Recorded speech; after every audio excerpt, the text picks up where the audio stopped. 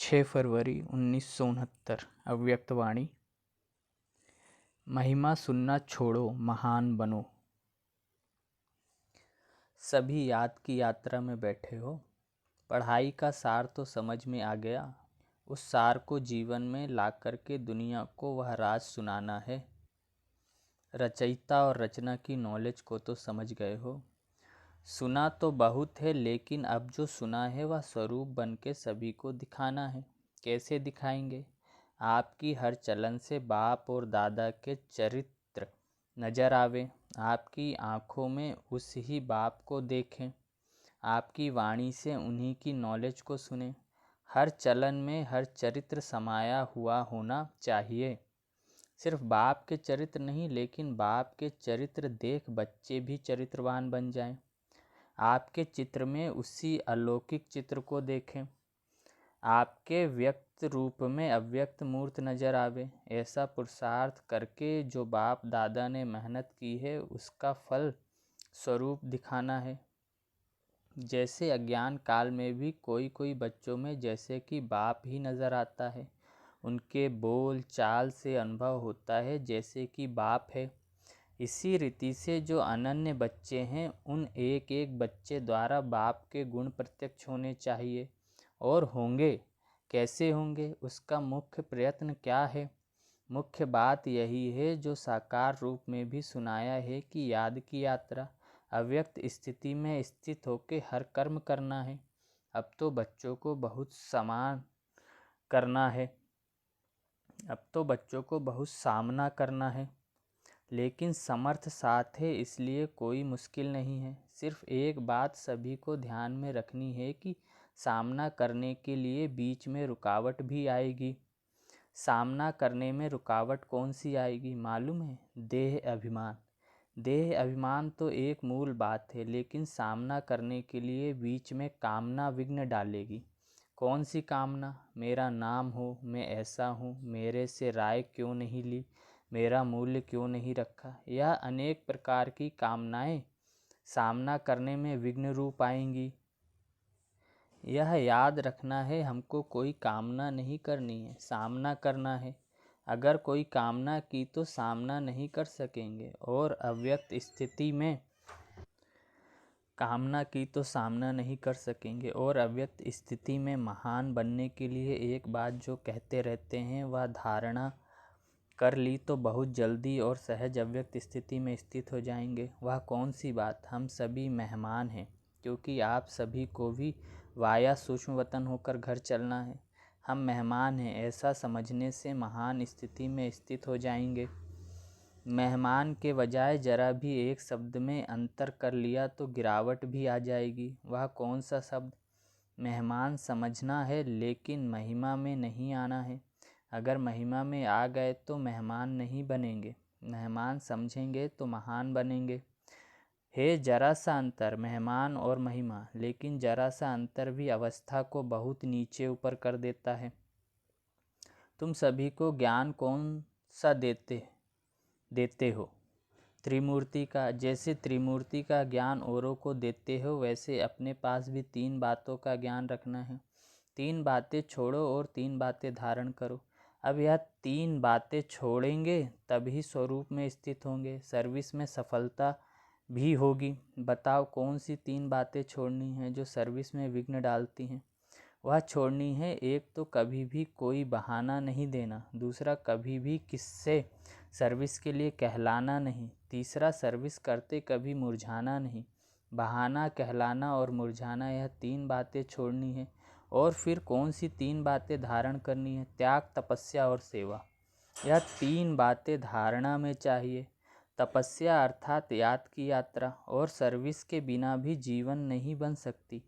इन दोनों बातों की सफलता त्याग के बिना नहीं हो सकती। इसलिए 3 बातें छोड़नी है और 3 बातें धारण करनी है। अगर इन तीनों बातों की धारणा हुई तो क्या बन जाएंगे? जो आपका गायन है ना, वही स्वरूप बन जाएंगे। यहाँ आबू में भी आपका गायन है। किस रूप में और कौन सा रूप यादगार का है? तपस्या के साथ साथ और भी कोई मुख्य रूप का यादगार है? जिन्होंने देलवाड़ा मंदिर ध्यान से देखा होगा उन्हें याद होगा। जैसे तपस्वी हैं तो त्रिनेत्री भी हैं। तपस्या के साथ साथ याद त्रिमूर्ति की है, तो जैसा यादगार है त्रिनेत्री का ऐसा बनना है। तीसरा नेत्र कौन सा है? ज्ञान का। ज्ञान का तीसरा नेत्र ही यादगार के रूप में दिखाया है। तपस्वी और त्रिनेत्री, तीसरा नेत्र कायम होगा तभी तपस्वी बन सकेंगे। अगर ज्ञान का नेत्र गायब हो जाता है तो तपस्या भी नहीं रह सकती। इसलिए अब त्रिमूर्ति शब्द को भी याद करके धारणा में चलेंगे तो वह बन जाएंगे। जो शक्तियों का गायन है, जो प्रभाव है, वह देखने में आएगा। अभी गुप्त है। अभी तक शक्तियाँ गुप्त क्यों हैं? क्योंकि अभी तक अपने स्वमान, अपनी सर्विस और अपनी श्रेष्ठताएं अपने से ही गुप्त हैं। अपने से ही गुप्त होने कारण सृष्टि से भी गुप्त हैं। जब अपने में प्रत्यक्षता आएगी तब सृष्टि में भी प्रत्यक्षता होगी। अभी शिवरात्रि का जो पर्व आ रहा है उनको और भी धूमधाम से मनाना है, बड़े उमंग और उल्लास से परिचय देना है, क्योंकि बाप के परिचय में बच्चों का परिचय भी आ जाता है। बच्चे बाप का परिचय देंगे तो बाप फिर अव्यक्त में बच्चों का परिचय, बच्चों का साक्षात्कार आत्माओं को कराते रहेंगे। तो इस शिवरात्रि पर कुछ नवीनता करके दिखाना है। क्या नवीनता करेंगे? अब तक जो भाषण किया है वह यथाशक्ति तो करते रहते हो, लेकिन अब खास शक्ति रूप में भाषण करने हैं। शक्ति रूप का भाषण क्या होता है? ललकार करना। क्या ललकार करेंगे? और ही जोर शोर से समय की पहचान दो और उन्हों को बार बार सुनाओ कि यह बाप का कर्तव्य, अब जास्ती समय नहीं है। कुछ तो हाथ से गवा दिया, लेकिन जो कुछ थोड़ा समय रहा है उनको भी गवा ना दो। ऐसे फोर्स से समय की पहचान दो जैसे आजकल साइंस वाले ऐसे बॉम्ब्स बना रहे हैं जो अपने स्थान पर बैठे हुए भी जहां बॉम्ब लगाना होगा वहां का निशाना दूर बैठे भी कर सकते हैं। तो साइंस की शक्ति से तो श्रेष्ठ साइलेंस है। जैसे वह साइंस के गोले बनाते हैं वैसे अब शक्तियों को साइलेंस की शक्ति से गोले फेंकने हैं। शुरू में शक्तियों की ललकार ही चलती थी, अभी शुरू जैसे ललकार नहीं है, अभी विस्तार में पड़ गए हैं। विस्तार में पड़ने से ललकार का रूप गुप्त हो गया है। अभी फिर से बीज रूप अवस्था में स्थित होकर ललकार करो। उस ललकार से कईयों में बीज पड़ सकता है, लेकिन बीज रूप स्थिति में स्थित रहेंगे तो अनेक आत्माओं में समय की पहचान और बाप की पहचान का बीज पड़ेगा। अगर बीज रूप स्थिति में स्थित ना रहें, सिर्फ विस्तार में चले गए तो क्या होगा? ज़्यादा विस्तार में भी वैल्यू नहीं रहेगी, व्यर्थ हो जाएगा। इसलिए बीज रूप स्थिति में स्थित हो, बीज रूप की याद में स्थित हो, फिर बीज डालो। फिर देखना यह बीज का फल कितना अच्छा और सहज निकलता है। अभी तक मेहनत जास्ती की है, प्रत्यक्ष फल कम है। अभी मेहनत कम करो, प्रत्यक्ष फल ज़्यादा दिखाओ। स्नेह तो सभी का है ही, लेकिन स्नेह का स्वरूप भी कुछ दिखाना है। यूं तो सदैव इस स्थिति में रहना चाहिए, लेकिन खास शिवरात्रि तक हर एक बच्चे को ऐसा समझना चाहिए जैसे शुरू में आप बच्चों की भट्टी के प्रोग्राम चलते थे। इसी रीति से हर एक को समझना चाहिए शिवरात्रि तक हमको याद की यात्रा की भट्टी में ही रहना है। बिल्कुल अव्यक्त स्थिति में स्थित रहने का, अपनी चेकिंग करने का ध्यान रखो। फिर इस अव्यक्त स्थिति का कितना प्रभाव निकलता है? मुश्किल नहीं है, बहुत सहज है। कारोबार में आते हुए भी भट्टी चल सकती है।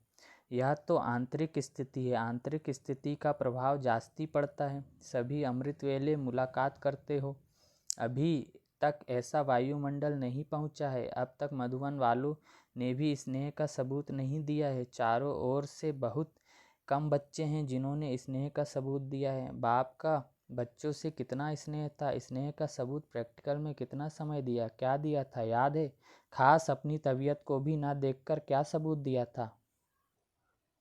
अपनी शारीरिक स्थिति को ना देखते भी कितना समय खास सर्च लाइट देते थे, कितना समय स्नेह का सबूत दिया। आप कहते थे शरीर पर इफेक्ट आता है, लेकिन बाबा ने अपने शरीर को देखा, यह स्नेह का सबूत था। अब बच्चों को भी रिटर्न में स्नेह का सबूत देना है। जो कर्म करके दिखाया वही करना है। अमृत वेले जैसे साकार रूप में करके दिखाया वैसे ही बच्चों को करना चाहिए, नहीं तो अब तक यही रिजल्ट देखी है। इस बात में अपने दिल को खुश कर लेते हैं, उठे और बैठे, लेकिन वह रूहाब शक्ति स्वरूप की स्मृति नहीं रहती। शक्ति रूप में शक्ति रूप के बदले क्या मिक्स हो गया है? सुस्ती। तो सुस्ती मिक्स होने से मुलाकात करते हैं लेकिन लाइन क्लियर नहीं होती है, इसलिए मुलाकात से जो अनुभव होना चाहिए वह नहीं कर पाते हैं। मिक्सचर है। यहाँ शुरू करेंगे तो मधुबन वासियों को देख सब करेंगे। मधुबन निवासी जो खास स्नेही हैं उनको खास सेक्रीफाइस बलिदान करना है। स्नेह में हमेशा सेक्रीफाइस किया जाता है। अच्छा, ओम शांति। ओम शांति।